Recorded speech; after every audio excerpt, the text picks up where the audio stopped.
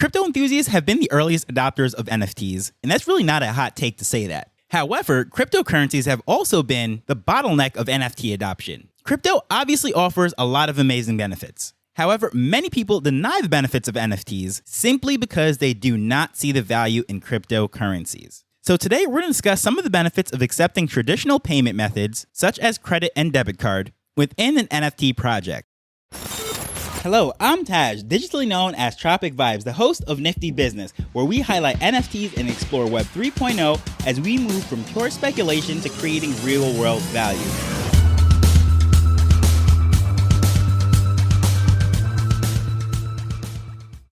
So there are three main reasons why accepting other forms of payment might not be a bad idea for an NFT project. And gasp, I know, that is absolutely blasphemy for a crypto maxi. Hearing this is worthy of an instant block or something crazy like that. However, hear me out from a business perspective. There are some benefits to accepting fiat currencies as payment. And when I say fiat currency, I mean traditional government-backed dollars, euros, pounds, etc. And the first reason is accessibility. And when I say accessibility, I'm not talking about reaching out to minority communities or disenfranchised people. No, what I'm saying is the amount of people that would be able to access a particular NFT project. Because believe it or not, even decades after their inception, Visa and MasterCard are still growing. More and more people are coming on board and getting their first debit or credit card. And outside of the US and Europe and Australia, North America, the majority of the world is still unbanked. And that's sort of one of the premises for a lot of the push that is happening right now digitally around the world, such as in Jamaica,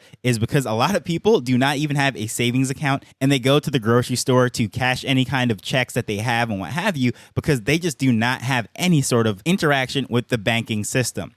But still, the vast majority of people in the developed nations at least have a debit card for the most part. Even people like my stepfather, who held out for years saying he never wanted a debit card, has gotten one. Now he's doing online payments and such. So it is a completely different world. And the idea of the business is trying to serve as many people as possible. And I know some people might be saying, well, no, I'm not trying to serve as many people as possible. I'm just trying to get my art out or whatever it might be. But here's the thing. How I truly define a business is an entity that is solving a problem for specific people. And in doing so, they're going to turn a profit. I know that is a very general, all over the place sort of definition, not really textbook. This is not something that you're ever going to see in a business or management class or anything of that nature. But generally speaking, I believe an entrepreneur figures out how to solve people's problems. And in many cases, they're taking on those problems as if they were their own, right? They're going out of their way to do these different things and they're offering real life solutions. And as a result, people pay them. Now, entrepreneurs then turn around and start entities called businesses. And that's why I came up with that definition, sort of a hodgepodge, nothing that you're going to find in the professor's papers or anything. But that's how I look at businesses. So even if you're an NFT project and your goal is to keep a small, intimate collection, generally speaking, you should want to solve as many of those people's problems as possible.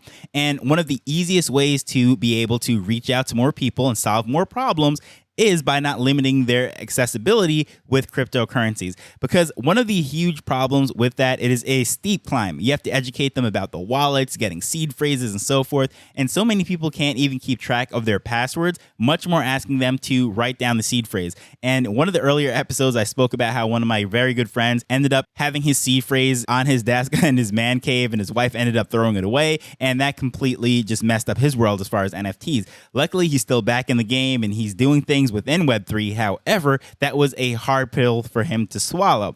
So a lot of people just do not understand the value of that, and knowing that there is no customer service. If they're locked out, like that's it. They're SOL, out of luck. Besides accessibility, sustainability is a real challenge for a lot of businesses that are trying to operate within Web3 using cryptocurrencies. Because here's the thing, generally speaking, a business should plan to operate beyond the ribbon cutting ceremony. And in the case of Web3 and NFTs, we're talking about the mint day, right? No one sets out and says, hey, the first day of our project is going to be the best and also the last day. We're going to be winding down from there.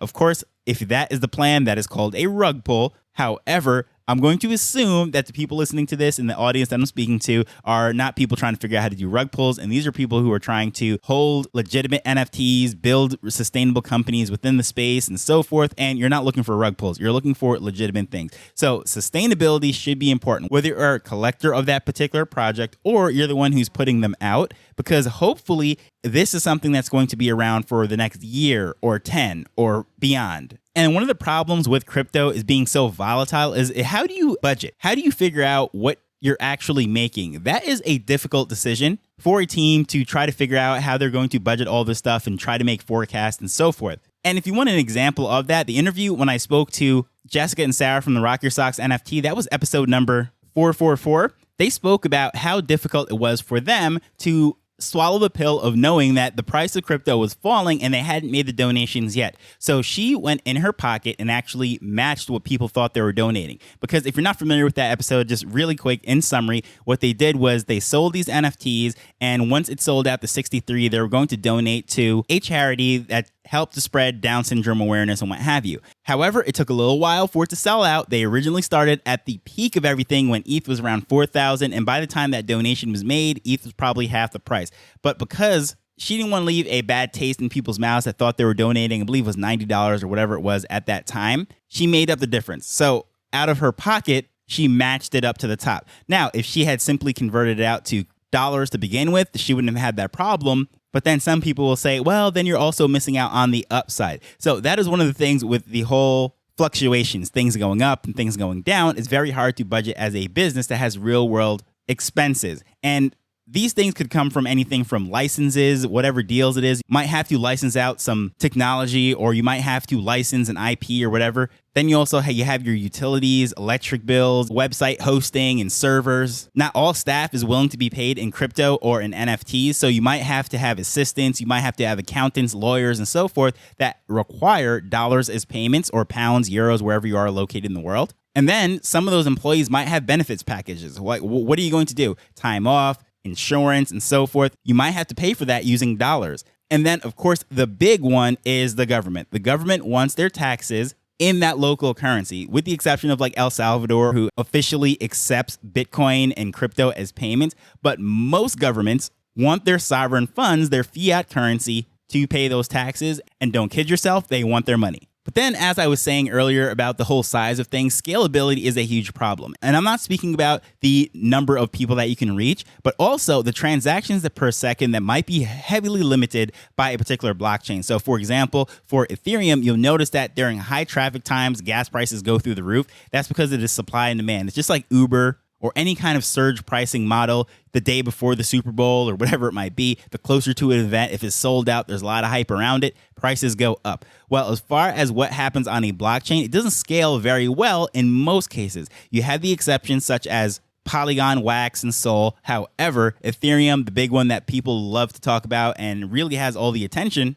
it's terrible at scaling. Even after the merger, still, you'll see that gas prices do go up at times, and it hinders a project's ability to go and mint. But also, when it comes to just economies of scale, when a business is running, in theory, things should get cheaper with volume. So, for example, when Walmart is buying out an entire factory supply of, let's say, Tupperware or whatever, they're going to get it at a much lower price than the guy who's just buying a couple cases. But also, you'll see this sort of scalability within the airlines, hotels, and even software companies. Because whether you have 100 or you have 1,000 or you have 1,000,000 people using that software or service, each additional one gets cheaper and cheaper as you go. It's called economies of scale, meaning that the fixed costs, such as the lease for the plane, the mortgage for the hotel, or the staff that you use to develop that software, those are fixed costs. That's not going to change. So regardless of how many people are using it, the majority of those expenses are a fixed number. So the goal is try to get as many people in